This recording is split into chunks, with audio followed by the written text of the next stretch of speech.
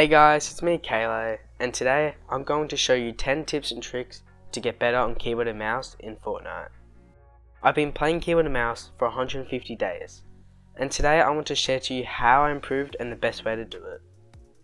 After beginning my keyboard and mouse journey, I very quickly developed some good mechanics. Here are some of my best clips after 1 week. Cracked. Oh my gosh.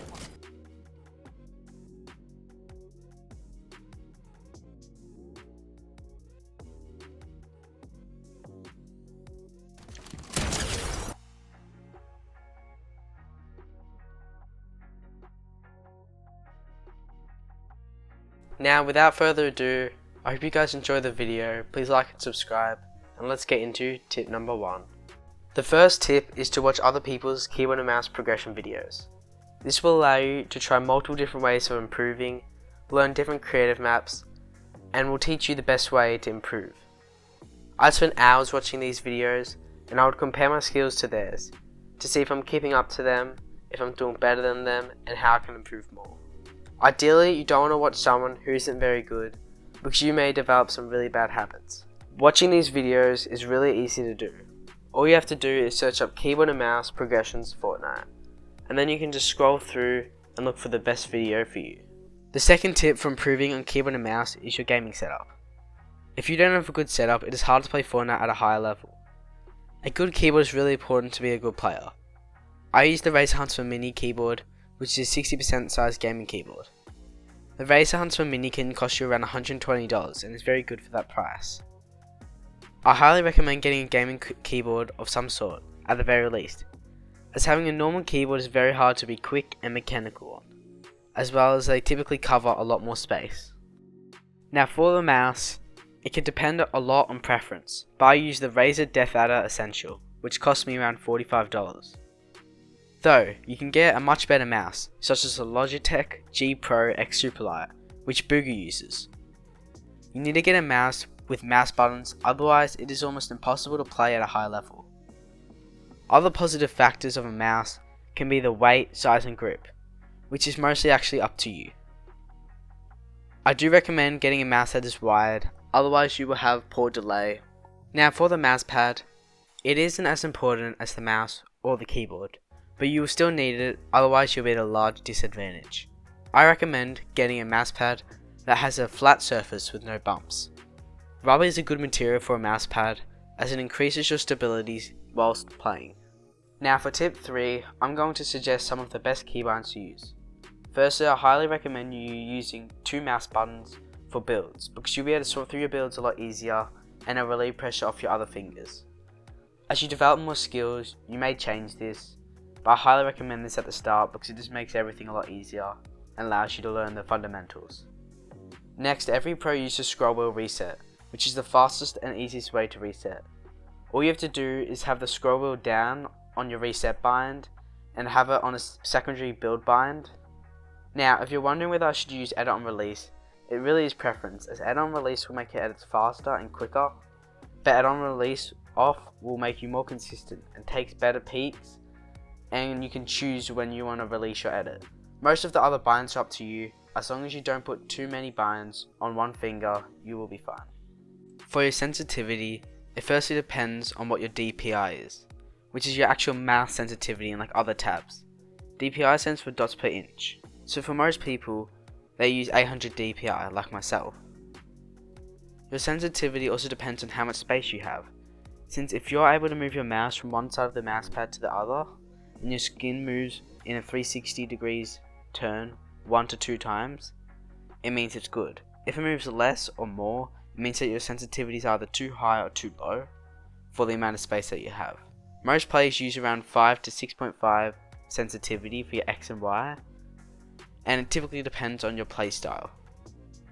Like if you're more mechanical, you may have high sensitivity, and you may have lower if you're a better aimer.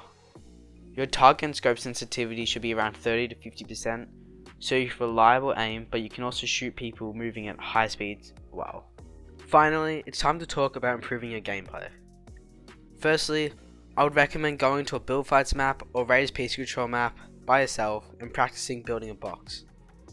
Building a box will be the most protected building technique, and even if you haven't developed skills, sitting behind a wall with a shotgun still gives you a good chance at killing a player.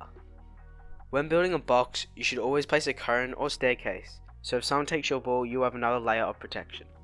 Even sitting in a creative map for 10 minutes a day practicing building a box will use every single build bind, and it will help you become a better box fighter, which in game is very important. Once you've developed some basic skills and can successfully box yourself, I recommend working on your movement. You can do this by going in game or in creative, but I recommend getting used to using WASD. When I started, I used W and looked around with my mouse, which has made my movement a lot worse and creates a large setback. If you want, you can also use double movement, either with the software or in-game settings, as you can see here. Now that you've developed some basic movement and know how to box yourself, I suggest going to practice free building, which is tip number 7, in a creative map. Also, the map codes will be in the description. You don't need to learn flashy retakes straight away, just some basic things like 90s and placing a cone in boxes. When building a 90, you want to place a floor first, and then the staircase, so it's harder to chop down and will give you better form and cleaner 90s. Once you can do these 90s slowly, you can start trying to speed your 90s up and do them quicker and faster. Now, for tip 8, I recommend you trying to verse better players than you. Even if you struggle, you will learn better habits and how to fight against good players, which the aim is to be a good player and eliminate good players. Though, if your mechanics aren't very developed, don't verse someone that you can't even deal damage to because they're too good. Verse someone better than you, but that you can also compete with and get an occasional round. Then as you improve more, you'll be able to verse better friends and players and hopefully eliminate them too. If you still haven't developed 90s well, I recommend playing box fights, as it's the thing that will be involved most in game and the best skill to learn as a beginner. For tip 9, it is time to play ranked. If you're already a high rank before on controller, this will make it a lot harder, and you may want to continue playing pubs and developing good fundamentals. Playing ranked is the best way to improve, because you're in a real game scenario which creative can't replicate, the pressure and different types of fights, as well as just playing Battle Royale. Trying to rank up also allows you to set goals for yourself, which we'll talk about more in the next step. When playing ranked, you don't necessarily have to play like how you would on controller. For example, if you always jump into people's boxes on controller, you don't have to do the same playstyle. Obviously, if it worked on controller, there is no harm giving it a go, but learning different playstyles will allow you to develop as a fighter and be more adaptable in situations. Finally, for tip 10, you need to stay committed. When I swapped to keyboard and mouse, I didn't try and play controller once, which allowed me to focus on being good and not dealing with the temptation to swap back like most players do. To stay committed, setting goals for yourself can be effective and a measurable way to see your improvement. For example, aiming to reach a certain rank or do 5 90s in a row. I decided to add one extra tip, which is don't expect to be good straight away. Depending on your skills with controller, will probably correlate to your keyboard and mouse skills, because you have a high level of experience, game sense, and potentially good genetics. So even if you don't see immediate results, be patient, because if you put in the effort you can be a better player than you were on controller in no time, and become a good player. With that being said, I hope you guys enjoy the video, and we are so close to hitting 1,000 subscribers, so thanks so much for the support.